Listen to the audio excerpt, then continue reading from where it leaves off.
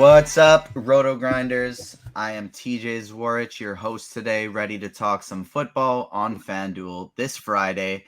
I am joined by my co-host, Drizzy26. Dre, how you doing? Doing pretty good. Back for another one. Ready to get this going. This is the one I'm really excited for because it's the one I prep for the most. It's football. So I love football. Second favorite sport. Played it my whole life growing up. So ready to hopefully get some people some good plays so they can come in second place behind me for that $1 million. Is basketball sport number one? Yes, basketball's number one. My first love. Uh, been playing it since I can remember. This is why we get along so well. I coach a basketball camp and some teams now. I've been playing it as long as I can remember. Picked up football in high school, but always enjoyed it. But the people don't care about that. They want to talk about this DFS slate. Before we get into this one, did you play any single game stuff on Oh, Thursday? no, I didn't. I try to stay away from that. I had to work, but also it's a headache. I'm trying to prep for that because the way I break it down is just I try to get into little niches of it all, but it's kind of hard, especially early this season. So I like to sit back and take a look. I like the first month when it comes to single game entries and figure out what every team likes to do individually before I dive into it. Yeah, I think that makes a lot of sense. Me personally, I do love the single game stuff. It hasn't gone well for me yet this year, but I've luckily had tickets to kind of fund those experiences. If Tomlinson catch, I don't want to call the person stupid, but the play, if his toe was in bounds on that Monday night game for the Broncos, I would have soloed the Millie. Ooh, Uh, but that's kind of what I love about these single game stuff is I think there's a discrepancy in people who just people aren't willing to play the random plays. They aren't willing to just throw random people that aren't going to get a lot of snaps, but will get red zone snaps in their lineups that are going to be 1% owned, and you can differentiate. I find it's a lot easier to find those 1% owned plays when it's a 1 game slate as opposed to a 12 game slate or something like that. But we'll be able to find some good tournament plays in this one as well. Let's start talking about stacks before we start getting into the position by position of things. We got the Cardinals on the board. We got the Baltimore Ravens on the board with Lance and Murray. But then we also have some other teams like the Rams and the Raiders who are in good spots with maybe not as great of fantasy scoring quarterbacks, but they got some high totals on the board and they're in good positions. What are some of your favorite stacks this week? FanDuel specifically, I really like the Kyler Murray stack. Obviously, breaking back, we know that Randall Moore is out, so I'm probably going to be out again. I think this week. So, running him back with I do try. I'm going to try again with AJ Green. I think that's a good option that we have here to try with. But I do like Dortch as well. We saw him get some touches in there, so as he can score a touchdown, I like him a lot. So I don't mind taking a shot on him. But I also do like the Lamar stack as well. Targeting him with Mark Andrews today and Duvernay as well, and Bateman as well. You can do like a 3-win if you want to, or just a two-man stack with him as well. A couple of the guys that I am really interested in that are going to be low owned. After watching that game against Jacksonville, which I was completely wrong about, I thought they were going to beat up on Carson Wentz. I kind of like Carson Wentz this week. I do a good amount.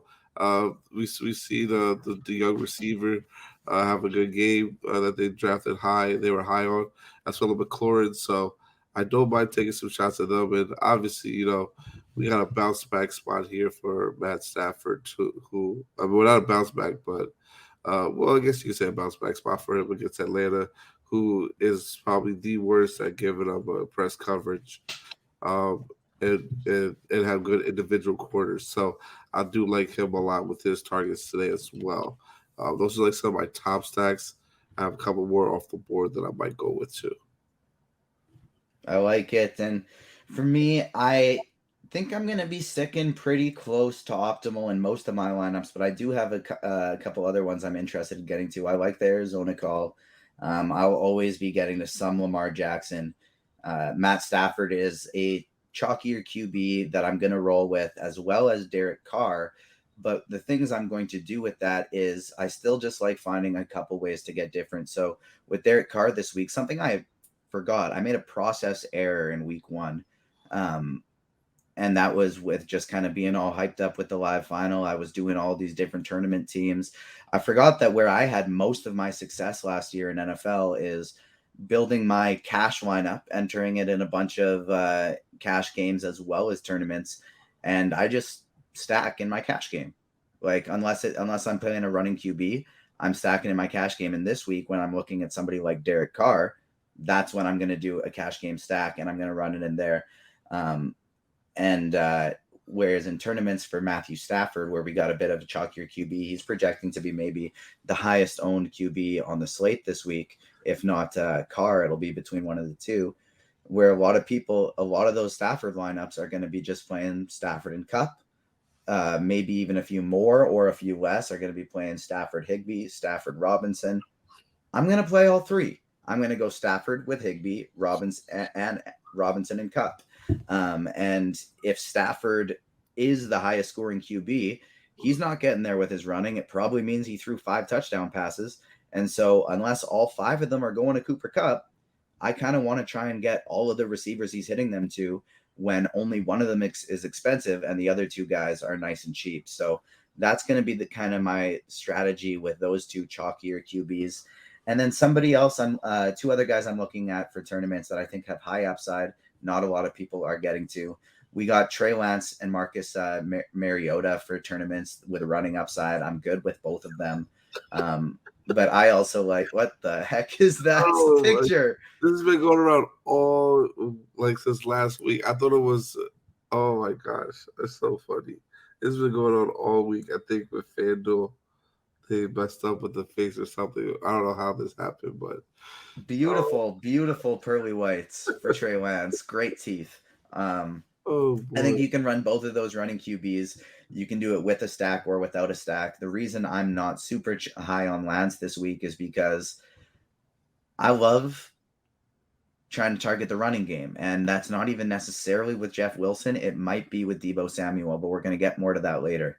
The 2 cheap end guys I like on FanDuel are Jameis Winston, because you can stack him with a cheap Alvin Kamara this week. You can run it with a cheap tight end like Jawan Johnson, and then you got 3 receivers you can pair with him: Michael Thomas, Jarvis Landry, and Chris Olave. So Winston's a guy I like.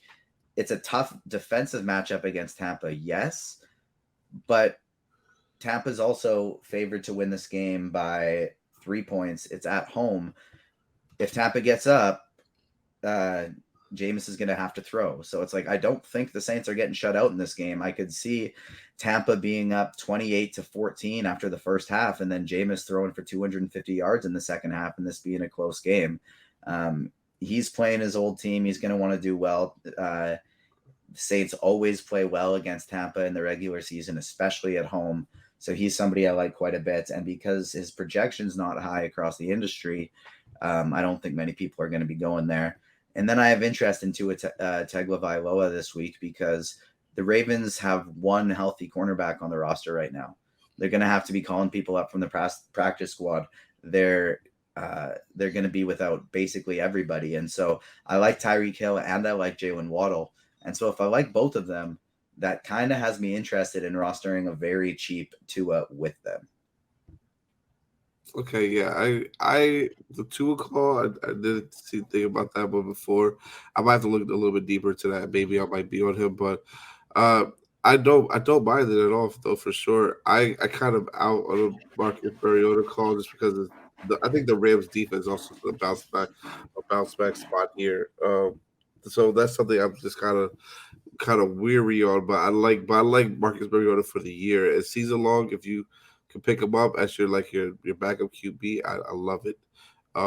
Definitely. One of the reasons I like Mariota for the year is one of the reasons I like him in this game too. It's just because it's not that I don't think the Rams defense is good, but much like the Tampa defense, I think that Mariota could just be playing from behind all game, and he's got very cheap players to stack with him that you can still hope he has a bunch of rushing upside, and you don't need a lot from Pitts and London. Yeah. And if Mariota throws for 2, 1 each of them, and runs for 1 with 50 yards, that's a pretty darn good stack with expensive players around it. That's a great game. Yeah, it's true. I didn't think about it from that angle. I don't know. This whole defense is so high to a high standard. So maybe I might have to revisit that and look at a little bit more at the Saints film again. But questions since brought up the Saints, you mentioned that you think that you really think that they're going to be up? I mean, they're going to be down compared to Tampa because like I can see it, but I can also see a point where this game was low scoring and a close game. Tom Brady has not really had success against them. So if you're saying that the game's gonna be 28-17, what do we want to consider also playing maybe like a little bit of Tom Brady?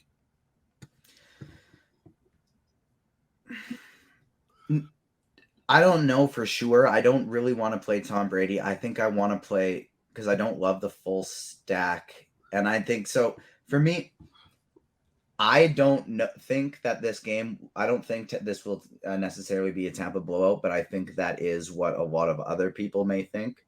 Like, I think we're, like, as we see, we project Tom Brady for more ownership than Jameis Winston, even though he's $800 more. He's got a better projection. I think that's the consensus. I don't want to allow my Saints bias to just like make me think, nah, Saints are going to blow them out. I thought they were going to blow Atlanta out last week, but I could see this being a defensive game. And that's why if he plays, I love me some Alvin Kamara as well. And I actually don't even think it's crazy to do the Saints defense with them in tournaments. But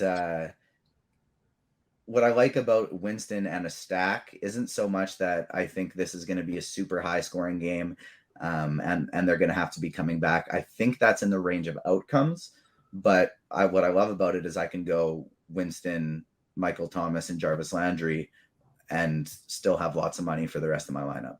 Okay, now I understand. This wanted to get you the board a little deeper dive with understanding of the Rondale Moore and Andy Isabella officially ruled out for week 2.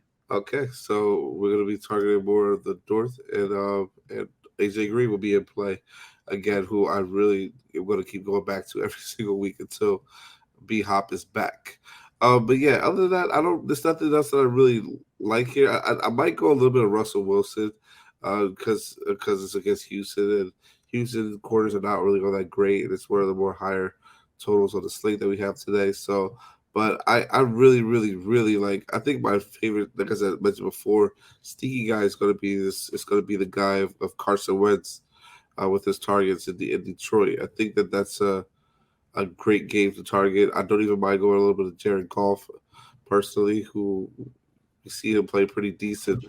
But I don't know. I just don't know how much I'm going to get of him because I'm trying to limit my quarterback pool as much as I possibly can on this type of slate. You know, kind of how I always like to look at my quarterback pool is I like to figure out who my favorite receivers are first, like or just if those quarterbacks have receivers that I'm good with pairing it with. So I'm thinking what I like about the Wentz idea is Curtis Samuel was very involved in the offense last week. He had 11 targets. He's still nice and cheap. He's 5.7 on FanDuel. Terry McLaurin, the wide receiver 1, is 7.3. That's nice and cheap for a wide receiver 1. Even though he only had 4 targets, I think that's going to be going up a little bit as we see as the year goes on, as he gets more comfortable with Wentz. And I don't even think it's crazy to run a 3-man receiver stack with these guys. Go McLaurin, Samuel, and Dotson because of the price. I completely agree with you with that. So I think Wentz is probably going to be one of my higher owned quarterbacks and be overweight the field on. I really want to also get to some Joe Burrow. Just kind of worried about the blowout of that game, but if it's a blowout, that means probably Joe Burrow went off in there. So I probably will play a little bit of him as well. I'm not as high on Derek Carr as you are, just because when we were all, making our lineups on Sunday, I noticed there's something specific with Derek Carr. He only throws 2 touchdowns. He hasn't thrown for more than 2 touchdowns I don't know. Since when was the last time he threw for more? So that's something that I think that kind of restricts it. It gives him a high floor, but not as high as the ceiling as far as from what I see. But maybe I'm wrong looking at it that way. It is probably the highest total game that we're going to have on the slate, but I think I'll just be a little bit lower owned on him compared to the field. Yeah, and I don't disagree with you at all. And the thing for me is I really, really, really like Devonte Adams. Oh I yeah, like Devonte Adams is my favorite receiver on the slate. And so because of that, it is super easy to fit Derek Carr in, especially when you can just add in a Hunter Renfro, get a nice and cheap receiver in there and get your stack. Um, that's honestly one of the reasons that I'm so tempted for Mariota is just like it doesn't seem that unlikely that straight up he can outscore him. And I don't have to stack with Mariota yeah. because of his rushing ability, or I could just only do I could only do Drake London with him, nice and cheap. If I can get up to Pitts, great. If not, I'll pay down for somebody else like Higbee in the same game. Maybe try and also get up to Cup, and then I got kind of a double game stack in the works. So it's a I'm currently having trouble fitting in all the people I want to be fitting in, which is why I'm considering even taking a look lower down to a Tagovailoa, maybe even a Trevor Lawrence, somebody like that, just because I love Kyler Murray and I love Lamar Jackson the best out of all the quarterbacks this week, but I just don't know if I can get up there. I completely understand. Yeah, I would try. Well, I mean, we get into running back, which we think we're going to get. Probably might as well get into this next. But I think there are a couple guys at running back that can help with that, and also some receivers potentially, because I think we're still going to have a little bit more news that's going to probably affect us a little bit too. Yeah, I'm with you there. So let's take it over to the running back position. We got Jonathan Taylor up top. He's definitely interesting to spend up for. I personally think I would rather try and get all the way up there as opposed to this high 8K, 9K range with McCaffrey and Barkley. But you talked about liking Joe Burrow. My favorite running back on the entire slate this week is Joe Mixon. Yeah, I don't hate that call at all either. Joe Mixon, they're gonna let him rush it 27 times like he did in game one. I love it. Then it still also be targeted a lot in the passing game as well, especially with not knowing the status yet of T Higgins if he's fully back. I know he's cleared some steps of the concussion protocol, not all of them yet. But I love the call of Joe Mixon today a lot, and I mean, 10K is a lot for JT, but if he gives you 30, 35, you're gonna need him, I think. Unless we have guys unless we see like Christian McCaffrey have a nice bounce back spot here. And Saquon is look great so far. I think he's probably one of my favorites on the slate just because of the price, just because of how he's looked so far and the match with Carolina. And we saw how Kareem Hunt ran all over them last week as well as Nick Chubb. So I don't mind that, but I do love the Joe Mixon call too, as well as you mentioned. The cheaper option that you mentioned that we were talking about cheaper guys, that's going to be chalky is Henderson against Atlanta. How do you feel about that? Worried?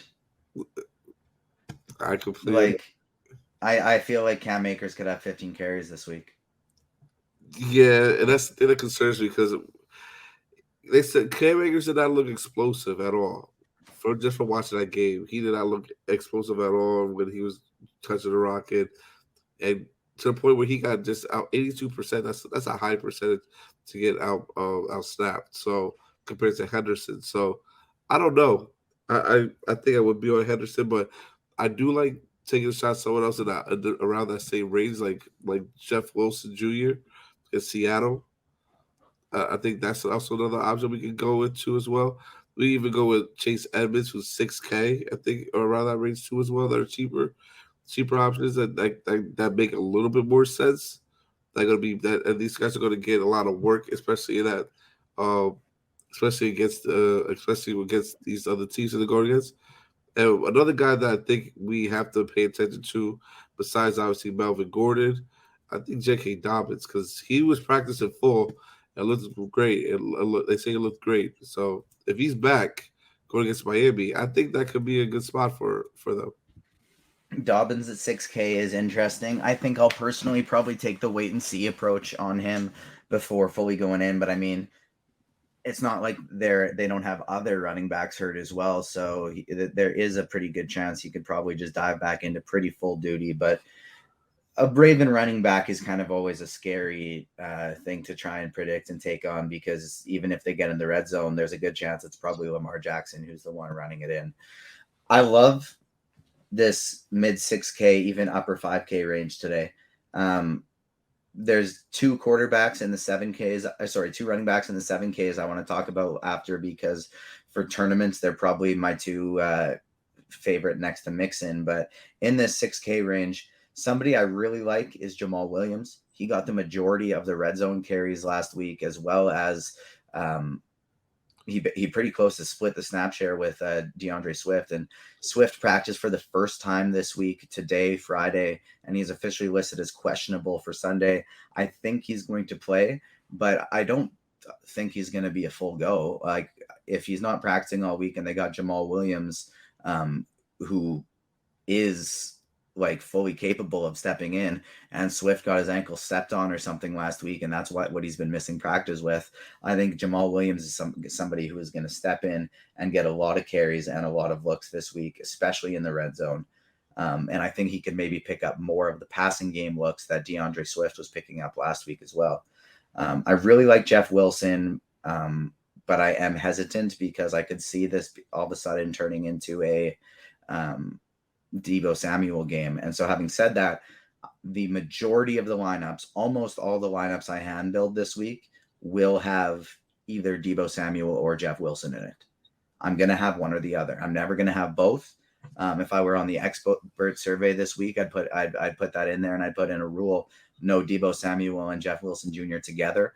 But I think one of them is likely to score 2 rushing touchdowns this week. If they each score 1 and neither has a ton of yards, you can maybe get away with not having one. But I think with the looks that both of them are going to get, with the way Trey Lance has been struggling to throw the ball this year, I think the 49ers defense is very interesting, and stacking them up with even their own quarterback, Jeff Wilson Jr. or Deebo Samuel, is super interesting. But we got more guys in this range I'm interested in as well. Rex Burkhead played a ton of snaps, caught a lot of passes, got a lot of targets. And Michael Carter, ton of snaps, a lot of targets, and ended up running the ball a lot. Like Michael Carter at 5,900, I think he's going to be somebody that's going to be priced up at 7K within the next couple of weeks of the season, just because his price hasn't adapted. And then the other person I want to look at in this low range is, I'm not really on the Dameon Pierce train like a lot of people were last week, but right at 5,600, same price as him, Ramondre Stevenson. Now, he did nothing last week. This is a tournament only play, but people were kind of hoping he would get some of the passing work because he looked really good in preseason and camp getting that work. But they ended up giving it all to Ty Montgomery, and Ty Montgomery is now on the IR. So Ramondre Stevenson or Damian Harris, I think, could both have really good games. And so playing one of them, I think, is interesting. And I actually have a small lean to Ramondre Stevenson, just because I think he's a bit more of a talented back. And honestly, 5,500, if you want to get crazy and take a shot on Cam Akers, if I was running 150 lineups, I would go out of my way to make a couple close to optimal lineups with Darrell Henderson, and then just sub in Cam Akers and upgrade somewhere for it. Even maybe just to a more expensive defense that nobody's playing. I think that is a very interesting tournament strategy, but just only do it in a lineup that you are confident in losing that money. Like, don't go all or nothing in that. Do you have a feel at who my 7K range top running backs are? Yeah, if I had to take a guess, honestly, if it's not Javonte or Antonio Gibson, I don't know who it would be, to tell you the truth. Because those are the guys I really, really personally like a lot this week, upcoming week. especially in their environments and their matchups and with the workload that they were getting based on last week too, as well. Antonio Gibson, I like and I'm good with. We got Damian Williams ruled out, and so Cordell Patterson, I think, is somewhat interesting again. Fournette, I think, is somewhat interesting, but I'm not going to be playing him at that ownership. James Conner, same thing. Alvin Kamara, I love for tournaments because he's 7,200, and Alvin Kamara just shouldn't be 7,200. I don't care what the matchup is. I don't care if he's been in and out of practice. It's Alvin Kamara, and he could have 40 points.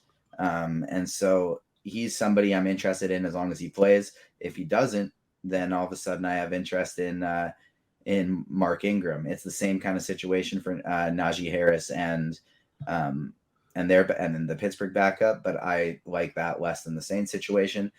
But Javonte Williams, I just absolutely love. Like, he's right behind Alvin Kamara for my favorite running back on the slate. Yeah, Javonte, 12 targets, just 12 targets. That was he's just so good. Yeah, like it's like the problem with it is both backs are good that they have. Melvin Gordon is really good for them because he ran the ball really well, which is why I see why they're splitting the 50-50. But the amount of passing work that Javonte was getting, we saw Russell Wilson willing to pass the ball. That's a Javonte. That was a great sign. So to me, it gives me full confidence in playing Javonte a lot. I feel like he's going to be eventually, hopefully, the every down back for them. But just knowing that he can get the passing work too, it gives you more options to where this team can go, because I can see a point where they can put both of them out on the field at the same time as Forrest Gordon and Williams, and then let them both go to work. So Javonte is probably, honestly, he's probably my second favorite running back on the whole entire slate. Yeah, me too. For me, it's Mixon 1 and Javonte 2. Those are going to be the first two guys I'm looking to plug in.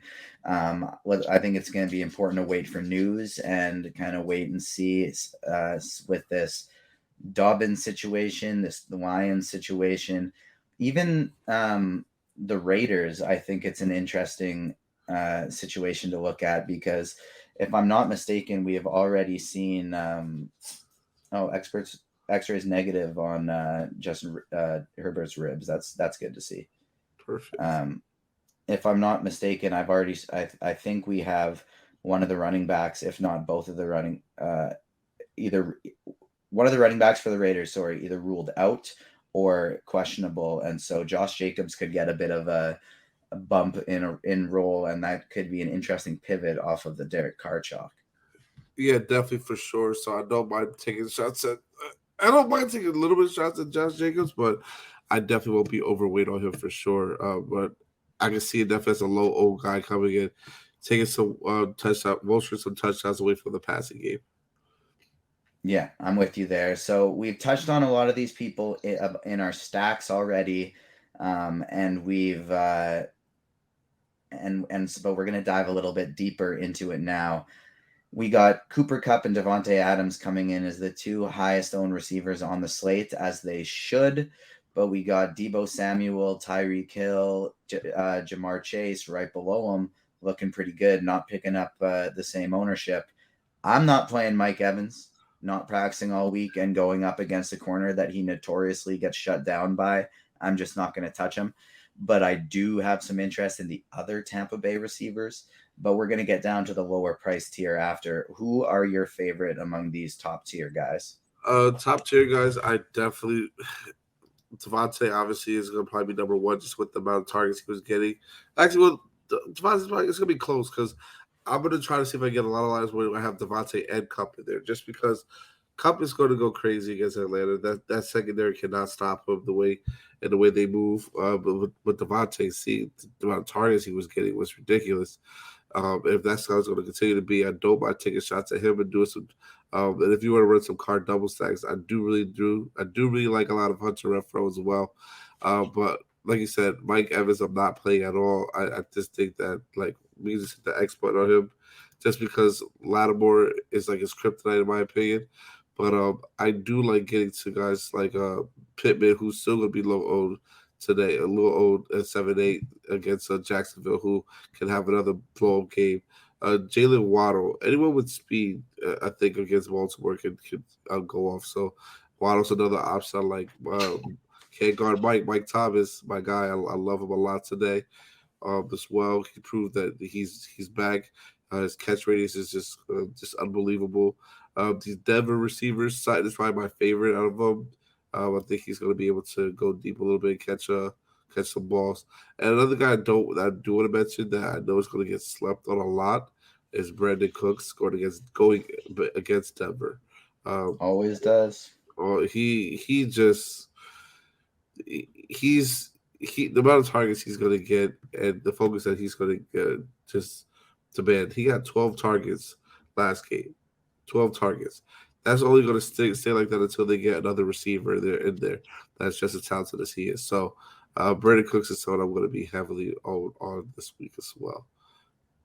Yeah, I'm with you there. And, receiver is a position that if there's somebody you're confident on, and as long as you got kind of some confirmation that they're going to be on the field during a lot of passing plays, you can take shots on anybody in tournaments because it's the position outside of defense now in DFS with probably the most variance. So especially on a site like FanDuel where it is very touchdown dependent. So if there are other people that we're not mentioning, feel free to take shots.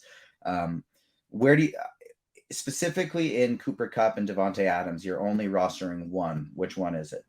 That's tough. That's a tough one. I'm gonna probably have to say Cooper Kupp just because I know the touchdown is the amount of touchdowns I think Cooper Kupp can score is just a little bit higher. I'm with you there. He's, to me, has the slate breaking upside, but I think just because of the price and I find myself really needing salary this week, it's going to be Devontae Adams for me. I do think Jamar Chase, though, is an unbelievable pivot, and I love just below them Tyreek Hill and Deebo Samuel.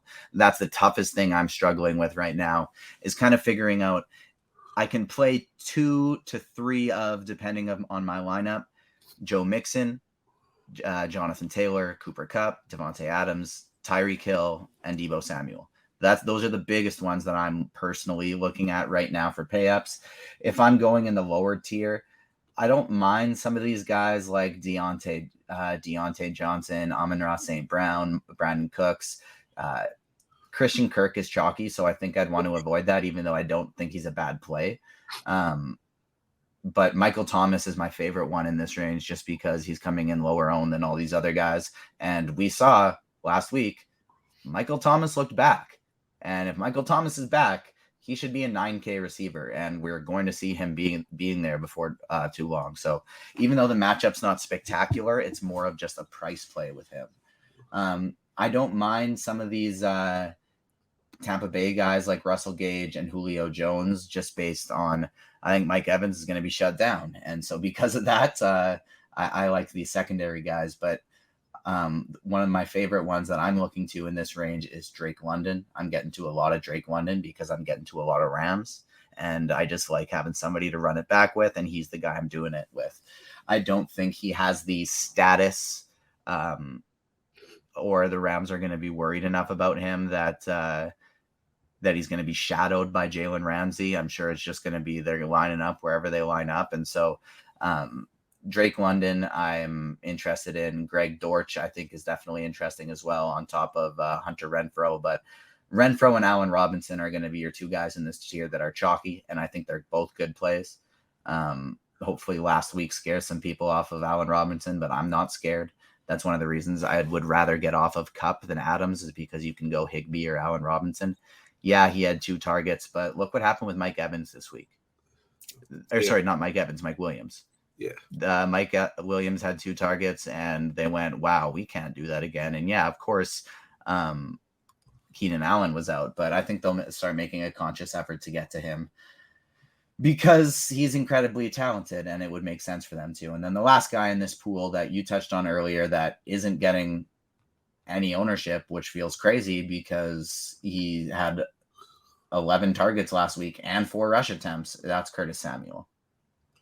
Yeah, definitely Curtis Samuel is someone that I'm gonna just try to definitely make sure I pair him up with. Hold on, let me put his name in here real quick. But someone I'm definitely gonna make sure I try to pair with with Carson Wentz a little bit this week too. It was good to see that the 11 targets. If that even goes down a little bit, but he still is getting those targets pretty well. They're getting creative in the running game a little bit. I think it's a great pairing with him and Carson as well. So I don't mind that call at all. At 5.7K, 2% old. If he stays like that and he has another big game, because I think that's going to be the highest scoring game on the slate, honestly.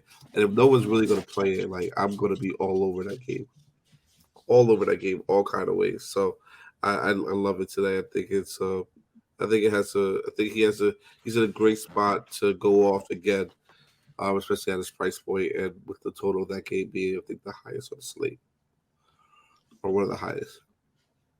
Yeah, I think that makes a lot of sense. So let's take it over to tight end, and then we'll quickly touch on defense, and then we will get out of here.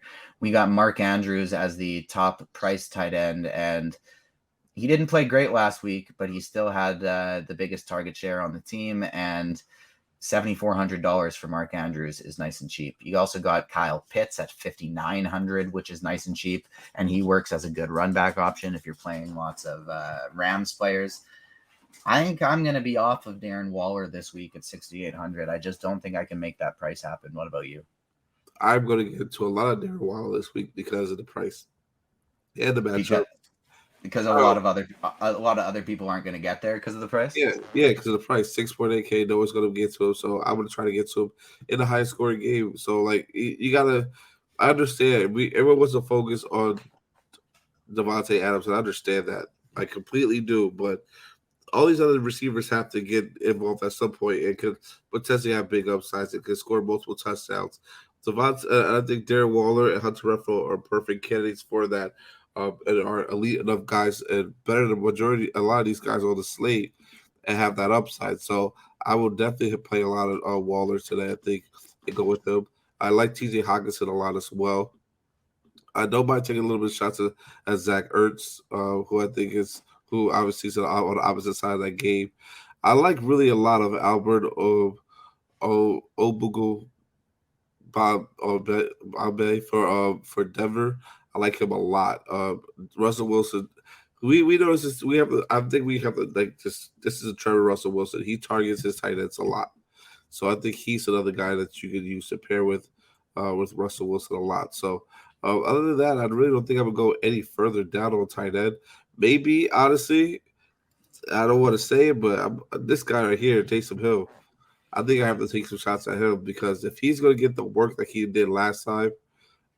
Which I could definitely see them using him as a gadget guy, and could even come in and throw some passing work too.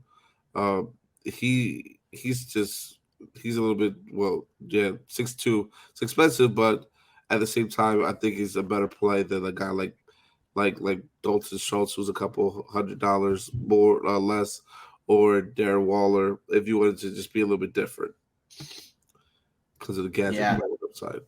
I think that makes sense, but just there's so many high-priced players at other positions that I want to get to this week that I think will be different enough that the guys like Waller, the guys like Hill, I don't think I'm going to be able to do it because this low 5K range, there's a lot of guys I really like.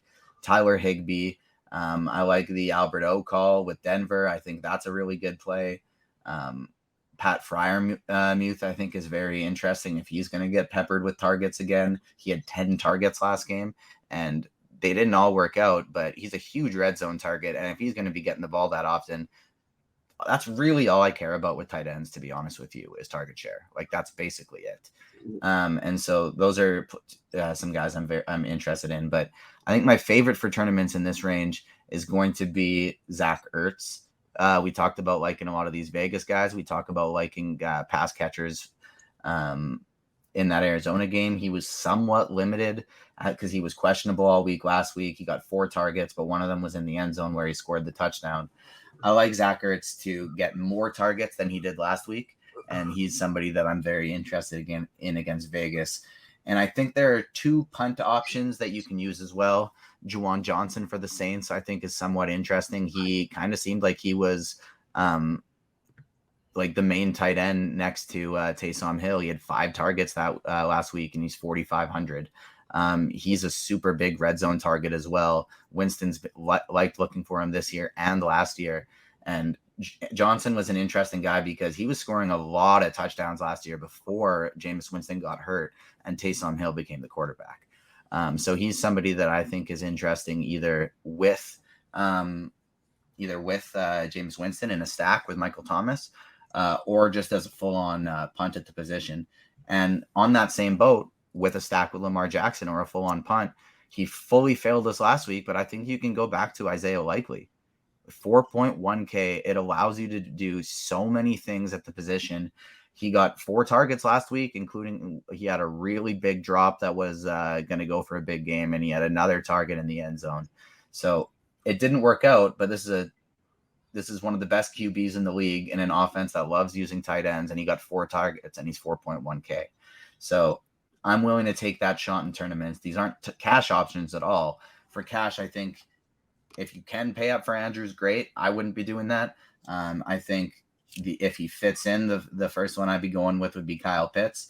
But the cash option I'd be most likely to slide in, I think, would probably be Tyler Higbee for me. Unless I already had Kupp in the lineup, then I would do Alberto. I completely agree with you. I do like that. I like that go back to Likely. I'm going to keep going back to honestly weekly until he pays off because he's going to have a big game. It's bound to happen at some point. But the amount of tight ends that tip that the Baltimore likes to use. Another guy. I don't think he's ever going to get 10 targets or anything like that, but I could just so easily see him having a game where he has 5 targets for 4 catches and 2 touchdowns. Easy. I can easily see that too. To that, definitely for sure. Especially with them running a lot of 2 tight end sets, which they did a pretty decent amount. I also like this guy OJ Howard.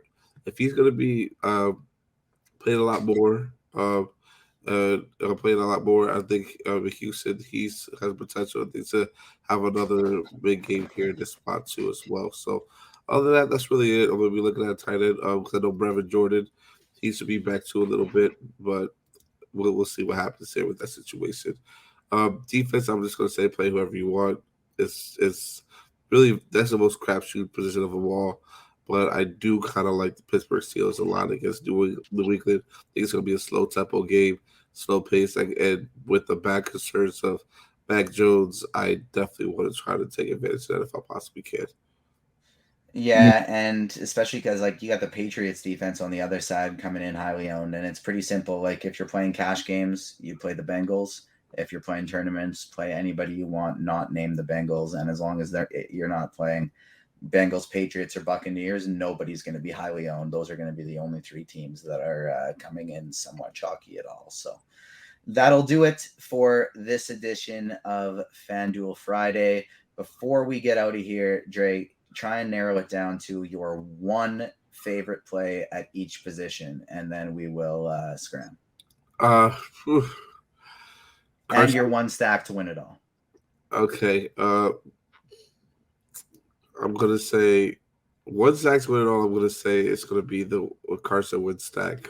It's going to win it all. Favorite quarterback is going to be Carson Wentz. Favorite running back is going to be Javonte Williams, probably. Yeah, I said number 2, but I'm going to say number 1 now. Just go Javonte Williams. Favorite wide receiver? That's tough for me. I'm going to have to say probably Cooper Kupp. I'm going to say my favorite wide receiver. And favorite tight end, I am going to say Mark Andrews. And defense, I'm just going to say play whoever you want. Yeah, that makes sense. QB for me. So stack to win it all. I'm going to go real off the board and say Miami is going to be the one to do it. I think Baltimore is going to come out to a big lead, and Miami's going to have to put some fireworks up on the Baltimore team that's lacking their top corners. So top QB, I am going to go with... this is tough. I guess just straight up for me, it's probably going to be Matt Stafford, but I'm going to be playing whoever.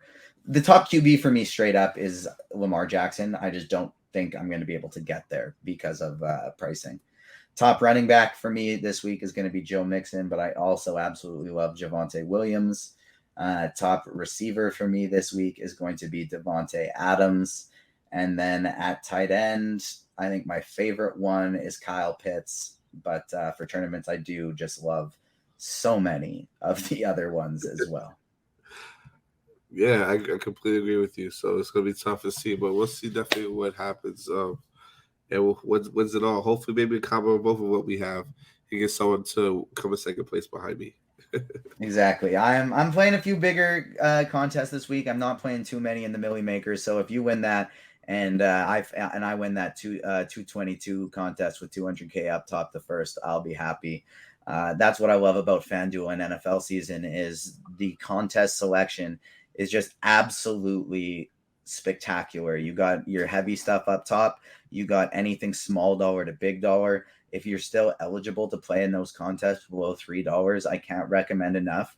Load up on the ticket contests because those 25-cent ones, those $1 ones, they don't fill, they overlay, and they're how you are able to get some of your first taste at MMEing because you can all of a sudden MME a $9 Millie Maker and it costed you a total of like a couple $100 as opposed to 1.5K. So I know that math was slightly off, 1.35K. I just rounded up. But make sure you check that out as well. There's tons of great contests from single entries to 3 entry max, 5 entry max, all the way through 150.